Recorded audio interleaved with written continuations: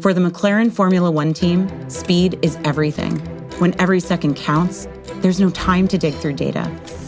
Dropbox Dash finds what you need fast across all your work apps, so you can focus on what matters. Less busy work, more breakthroughs. High-performing teams rely on high-performing tools like Dropbox Dash. Learn more at dropbox.com/McLaren F1. On WhatsApp, no one can see or hear your personal messages. Whether it's a voice call, message, or sending a password. To WhatsApp, it's all just this. So whether you're sharing the streaming password in the family chat or trading those late-night voice messages that could basically become a podcast, your personal messages stay between you, your friends, and your family. No one else. Not even us. WhatsApp. Message privately with everyone. This episode is brought to you by Avid Reader Press. Legendary investor Ray Dalio's new book, How Countries Go Broke: The Big Cycle, explains the mechanics behind big debt crises. Larry Summers says Dalio's brilliant iconoclastic approach is an invaluable resource, and Hank Paulson says it provides a solution to what is the biggest and most certain threat to our prosperity. Read it to understand the greatest economic issue of our time. Available now wherever books are sold. If you went on a road trip and you didn't stop for a Big Mac or drop a crispy fry between the car seats or use your McDonald's bag as a placemat, then that wasn't a road trip. It was just a really long drive. Ba-da-ba-ba-ba. At participating McDonald's. Welcome to the HCI family of podcasts. We're your source for personal, professional, and organizational growth and development. We share our own original research, explore industry trends, and interview executives and thought leaders from across the globe. Join us for practitioner-oriented content around all things leadership, HR, talent management, organizational development, and change management. Maximize your personal and organizational potential with the HCI family of podcasts. Victoria Trammel, welcome to the conversation today. Thanks. So happy to be here. It is a pleasure to be with you. You're joining us from the DC area. I'm south of Salt Lake City in Utah. And today we're going to be talking about leadership and self-deception. This is a really interesting topic. It was fun in the pre-interview to talk about some of the origins of both of our introductions to this topic. And I'm really excited to unpack this and explore it together over the next 20 to 25 minutes with you. As we get started, I wanted to share Victoria's bio with everybody. Victoria Trammel is a seasoned facilitator and leadership consultant who brings almost 2 decades of experience supporting the intelligence community to her work with Arbinger. Her expertise in strategic planning, employee engagement, leadership development, and process improvement were sharpened in the fast-paced and ever-dynamic world of human intelligence operations. She began her career in joint counterterrorism operations, igniting a love of instructional design and facilitation while supporting partners around the globe. And at some point made the transition into what you're doing now. But I'm going to let you talk a little bit about that, Victoria. How did that transition happen? Because that's fascinating in and of itself. Yeah. And then we can start to get into more of the specific topic for today. Yeah, it was an interesting path to get here for sure. It was one of those where I like to talk about my career more as a jungle gym than a ladder. Certainly a little bit of everything. But no, the way that it all kind of transpired, about 10 years ago, I stumbled across a previous edition of Leadership and Self-Deception written by the Arbinger Institute and read it and left feeling really convicted that I was a terrible leader and had a lot to learn. And so because of that, really started to seek out additional leadership positions where I could grow and develop. And a lot of those were stretch assignments. So, I had zero background in technology, but I had project management experience. So I took an opportunity to be a project manager over network engineering projects. Something completely different and exciting. And then from there, kind of stepped into the corporate world and then started to take over from a program management perspective. And then really in the last kind of most recent time, it's been leading programs of various sizes, from 80 folks to about 400 folks and everything in between. And just realizing that there is so much opportunity for leaders to grow, develop, and really the power that leaders hold to both facilitate that growth, but also dampen it. And that was really kind of what got me then now working for the Arbinger Institute. I used to be a client, and I had the opportunity to go through a year-long coaching program. And in that, I had to basically take a front row seat to this topic of self-deception that we talk about and how it was impacting my team, my organization, my customer, all of the, facets and challenges that we encountered, and ultimately how I was arguably the biggest problem. With a Venmo debit card, you can Venmo more than just your friends. You can use your balance in so many ways. You can Venmo everything. Need gas? You can Venmo this. How about snacks? You can Venmo that. Your favorite band's merch? You can Venmo this. Or their next show? You can Venmo that. Visit venmo.me/debit to learn more. You can Venmo this, or you can Venmo that. You can Venmo this, or you can Venmo that.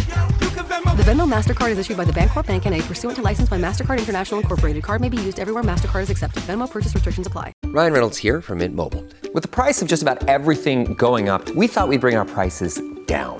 So to help us, we brought in a reverse auctioneer, which is apparently a thing. Mint Mobile Unlimited Premium Wireless. How to get 30, 30, bit to get 30, bit to get 20, 20, 20, bit to get 20, 20, bit to get 15, 15, 15, 15, just $15 a month? Sold! Give it a try at mintmobile.com/switch. Upfront payment of $45 for 3-month plan, equivalent to $15 per month required. New customer offer for first 3 months only. Speed slow after 35 gigabytes if network's busy. Taxes and fees extra. See mintmobile.com. This message is sponsored by Greenlight. With school out, summer is the perfect time to teach our kids real-world money skills they'll use forever. Greenlight is a debit card and the #1 family finance and safety app used by millions of families, helping kids learn how to save, invest, and spend wisely. Parents can send their kids money and track their spending and saving, while kids build money confidence and skills in fun ways. Start your risk-free Greenlight trial today at greenlight.com/Spotify. That's greenlight.com/Spotify. Brace the rudders! Raise the sails! Raise the sails! Captain, an unidentified ship is approaching. Over. Roger. Wait, is that an enterprise sales solution? Reach sales professionals, not professional sailors. With LinkedIn ads, you can target the right people by industry, job title, and more. We'll even give you a $100 credit on your next campaign. Get started today at linkedin.com/results. Terms and conditions apply. This episode is brought to you by Polestar. There's only one true way to experience the all-electric luxury SUV Polestar 3, and that's to take a test drive. It can go from 0 to 60 in as little as 4.8 seconds with the dynamic handling of a sports car. But to truly understand how it commands the road, you need to be behind the wheel. Up to 350 miles of range, the 3D surround sound system by Bowers & Wilkins. It's all something you have to experience to believe. So book your test drive for Polestar 3 today at polestar.com. When it came to my team succeeding, it was a tough pill to swallow, but it's one that we all have to on occasion, I guess. Yeah. And we were talking a little bit in the pre-interview about this, but I had a similar pill to swallow earlier on in my career, and probably multiple times throughout my career. But, I distinctly remember having that experience as well, like having that realization. So the Arbinger Institute and Leadership and Self-Deception, it's based on the work of Terry Warner, Dr. Terry Warner. And so I remember years ago, this was probably 25 years ago or something, reading the book, The Bonds That Make Us Free. And that's the book that Leadership and Self-Deception is based off of, as well as, some of the other work of Dr. Terry Warner. And I remember having the exact same kind of realization that, oh my gosh, I am the problem. I feel like I'm a pretty well-intentioned guy. Like, I feel like I try to work well with others, like blah, blah, blah. Like, I don't think I'm like an evil person or anything, but like, I realized like, oh my gosh, like there's a lot of this self-deception going on that we're going to talk about here in a minute and unpack, but it's causing problems. It's causing problems for my relationships. It's causing problems for my teams, for the groups that I'm involved with, for the work that we're trying to do together. And it's on me. Like, that's on me to do the work to fix. It's not on my team. It's not on the other people. And that realization was huge for me, to take ownership over that and to start doing the internal work. And I'm glad that I came across the work of Terry Warner early, at that time I was in my early 20s. So I'm glad I came across it at that age so that I had a chance in my early 20s to start to do that work, and I didn't have to wait until later in life to discover it. But I also realized that that's a lifelong process. So every few years I'll go back and reread it because I realize, oh, I need a reminder. I need to like really go back and just recognize, okay, like you start to slip back into old habits. You start to, Oh, absolutely. Absolutely. I mean, and you think about it in terms of like it's really about progress, not perfection, right? Yeah, absolutely. And when we talk about self-deception, that in and of itself, it's very easy to kind of get, academic and kind of ethereal, and we talk about it, but really it comes down to just what it's like and how we see others and how that then shapes our behaviors and our actions moving out. And, when you talk about reading the book and having that moment of, wow, like it was like the fog lifted, right? Or the clouds parted and the sunshine. And it was such a clarifying moment for me. And I would love to say, but you already kind of alluded to it. I'd love to say like I had that aha and I became the world's best leader moving on out. But we just know that's not true. I mean, it has been such an iterative, and it's a practice, right? It's a practice of being able to see others clearly, of getting curious about what's going on in it. And it sounds so simple, but the impact can be tremendous. Yeah. Well, if it was that simple, then you could just tell everyone and everyone would just do it. And I often tell people, whether it's in corporate trainings or retreats or, whatever, speaking engagements, or if it's with my students at the university, like I often tell people, like leadership, like there's lots of theories, there's lots of frameworks, there's all these different things, lots of principles that you can talk about. But at its like core, leadership's not rocket science. Like there's really some basic things that if you do consistently and you do well, you can be an effective leader. But it's really hard. It's not rocket science, but it's really hard because we're human animals and we're messy. And it doesn't matter how much you know in your head because it takes like muscle memory. It like takes practice because our tendency is to revert back to like whatever whatever we're used to seeing, whatever we experienced in the past, we will repeat it. And we have to like train ourselves to do something different. And we will slip back into those old patterns. And we just will. Like that's just human nature. And so leadership is hard for that reason. You really just have to be super intentional. You have to be constantly self-reflective, and you have to put in the work constantly. And it's not a one-time thing. It's not a one-time aha moment. You have this kind of quote unquote come to Jesus moment and say, okay, I have arrived and now I know what to do. Like, no, like you really have to put in the work, and it has to be consistent. And when you do that, when you commit to being consistent, it gives you a better shot at being effective, but it's still hard because you still have to be consistent.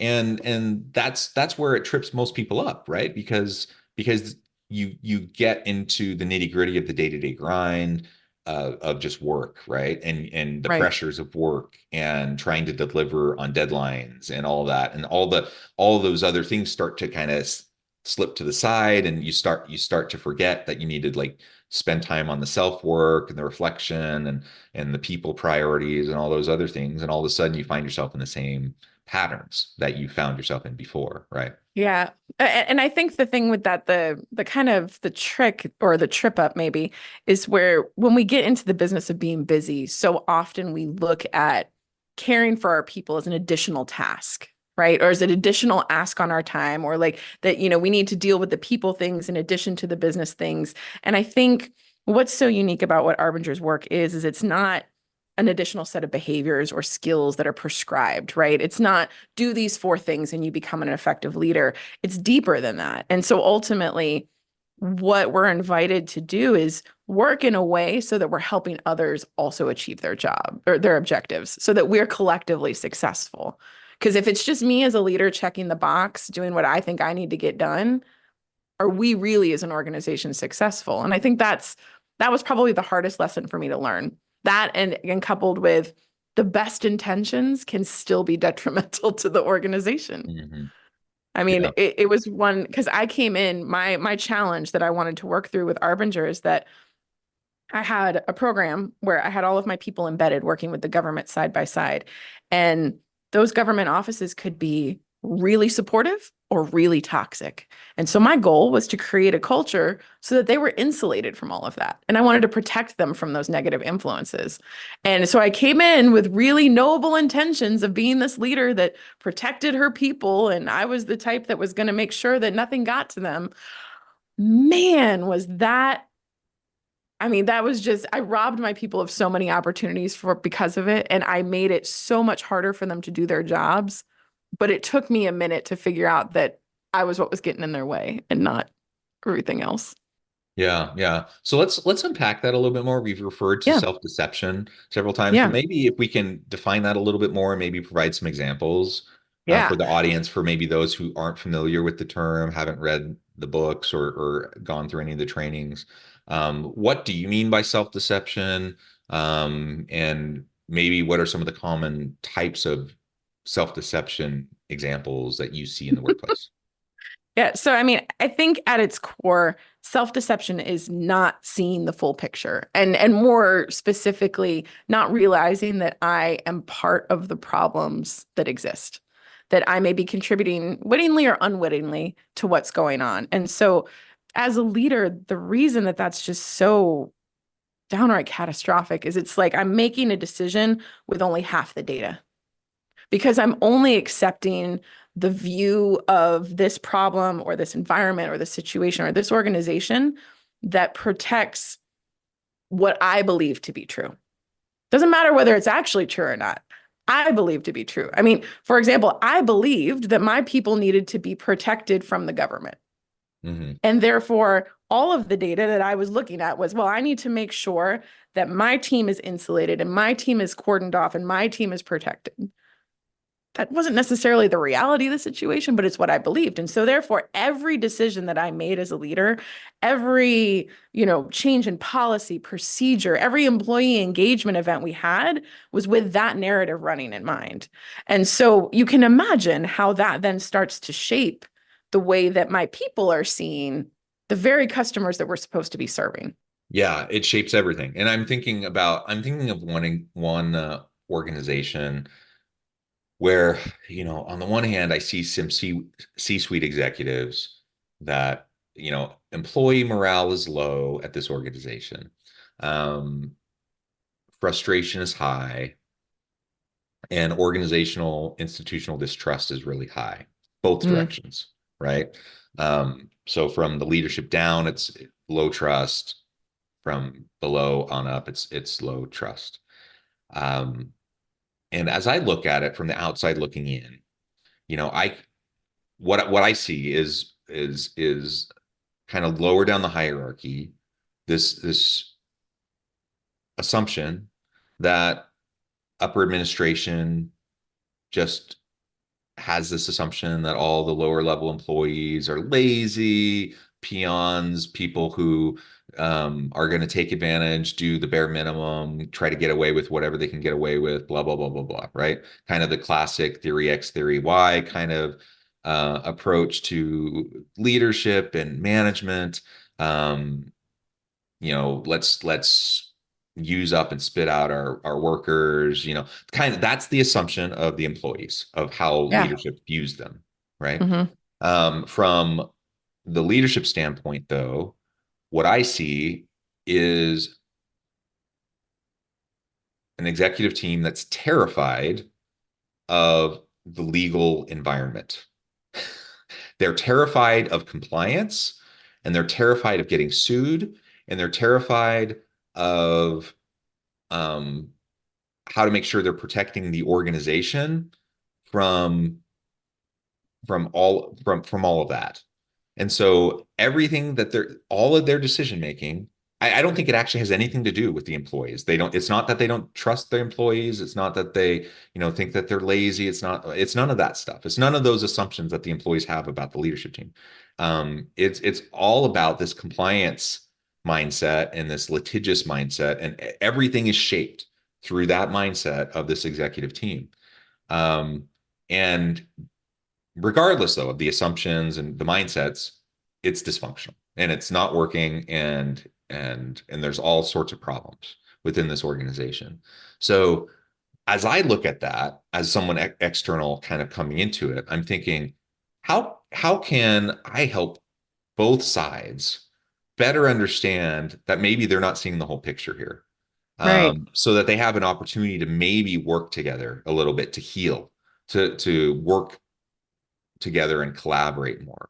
How can I help the executive team recognize that, yes, you need a healthy fear of, the legal environment, but Sure. you don't need to like fall to your knees, and you don't need like every last decision you need to make doesn't need to be made, fearing that you're going to get sued every last second. And, you do the best you can and then you move forward, etc. Like what you're talking about is absolutely true. People tend to get stuck in these mindsets and these frameworks that they need to get pulled out of. And Right. sometimes that means you have an external facilitator come in to help them do that. Sometimes you share stories, you share examples, you share case studies to help them. Maybe they're not ready to see it in themselves, but they can start to see it in another example or another organization, which then allows them to start to see it within themselves. Well, Right. and also, I mean, because you figure every data point that they're then going to take, they're going to look at it through that lens. And they're going to Exactly. latch on to what continues to justify how they're viewing the situation. So if I'm an employee, every change in policy that's going to come down, I'm going to view as, well, that's because they don't care about us. That's because corporate doesn't think we, know what we're doing or that we're worth their time. And it's Everything. And so it confirmation just, bias. right. Yeah. It just continues to entrench them deeper and deeper. Um, I had an employee once that was working for me who was I'll say a spectacular performance issue, right? And I was convinced that she was the problem. She was the one who wasn't doing her job. She wasn't engaged. She wasn't forthcoming with information, none of these things. And so it had gotten to the attention of my senior leadership. It had gotten to the attention of the government's leadership. And every data point that I had reinforced that she was the problem. And it took a moment of going, okay, let's just pretend on the off chance that maybe I'm contributing to this. How could that possibly be? Right. And it was getting curious. And it's not an easy thing to do, because I'll admit in the beginning, it was one of those where I was like, I mean, does it really matter? Because we all know that she's the problem. Because that's the easiest way to continue to reaffirm, my bias that I'm not the problem and she is. And so it was, okay, well, it starts with, I've started with trying to talk her through why this is a bad, why this is a bad thing. Why does she need to be engaged? Why does she need to be on time? Why does she need to be forthcoming with information, but it's not landing? What else might be going on that could be contributing to that? What are the other things in her life, whether it be personal, professional, that she's willing to share that could help me as a leader understand what's going on? And am I communicating this in such a way that it's landing with her? Am I really listening to what the feedback that she's giving me about the challenges that are getting in the way of her doing her job? Or does she even feel comfortable enough talking to me about these things to begin with? At which point, do I have the relationship that I need to have with her in order to get that information to help us move forward?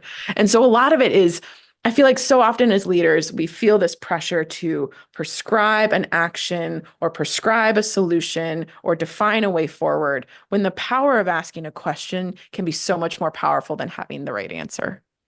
I mean, the right question can open an unimaginable amount of doors in front of you, whereas the right answer might only open one. And I think sometimes that's where this lens of self-deception can get in the way. We see the one door rather than the power of the many. Yeah, that intellectual humility um, is really powerful. So just allowing the crack in your own confidence and assurity that you are right and they are wrong, that step is really vital. That then you allow yourself to ask that question, like you're suggesting, and you have even a modicum of intellectual humility to recognize that even perhaps, like you probably still think you're 99% sure you're right, but even perhaps you might not be completely right, or maybe there's something to what they have to say, and you're willing to examine it and you're willing to take a look at yourself. That's the start, and that's what you need. And that's where so many people aren't willing to go. In part because we're in such a polarized society. People just dig in, people double down. I don't know. Like it's just so hard nowadays, it seems like, to sometimes get to compromise and get to a place where people are willing to take a look at themselves. And I think anytime you find yourself in a situation where people are just really butting heads, it's almost counterintuitive to say, take a step back and look at yourself, because people think, I need to show strength. I need to go hard. I need to go harder, because if I take a look at myself, that shows weakness, and people are going to pounce. People are going to come attack. Right. Well, and I think that's the great misunderstanding, right? That self-reflection is not necessarily like a vulnerability stance is not a weak stance. And having some willingness to examine your role in it, in fact, makes you stronger, because now you've got the whole picture, right? Like in the case of my employee, she was doing things objectively that needed to stop. Like there's no doubt about that. And so, being more aware of the entirety of the situation didn't mean that I allowed that behavior to slide. If anything, it gave me a better understanding of why it was occurring so that we could be more effective in it stopping, right? So, I mean, I think it's the great kind of mental gymnastics that we do where that vulnerability equals weakness, but it's not vulnerability when really it's curiosity. And that curiosity leads to information, and information leads to strength. So whether it's, but I understand that it's something that we wrestle with a lot, because you feel like you're showing your belly, at which point now you're in a position for people to take advantage of you. But really, it's just, you're getting a better view of the entirety of the situation. You're kind of taking off the foggy glasses, as they were, so that way you can see things more clearly. Yeah. I completely agree. Even though it's hard, I completely agree. That's what needs to happen. Well, this has just been a really, really great conversation. I note the time, which has flown by, and I need to let you go and get on with your busy day. But before we wrap things up, I wanted to give you a chance to share with the audience how they can connect with you, find out more about your work, your team, and then give us a final word on the topic for today. And so you can see a lot more about what we do, where we do it, how we do it, all of those things. We're really excited in that we've got the newest edition of the book, Leadership and Self-Deception, which is launching August 27th. We're really excited about this new edition. This is, as I said, the fourth go round, but we've introduced a couple new characters to allow us to look at this challenge of self-deception in the workforce from a couple different angles. So, I say, when I first read it, there was that kind of moment of conviction. I think if it had been written this way back then, I think I would have been able to latch onto it even more. So I'm really excited about that. And then final word, was that the last piece? Yeah. I think to the extent where we can look at others and ask basically two fundamental questions. How can I be more helpful to you? And how have I been making things more difficult for you?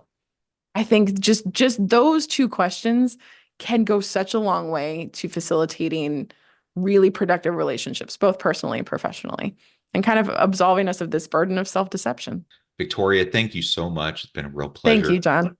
I encourage the audience to reach out, get connected, find out more about what Victoria can do for you. And as always, I hope everyone can stay healthy and safe, that you can find meaning and purpose at work each and every day. And I hope you all have a great week.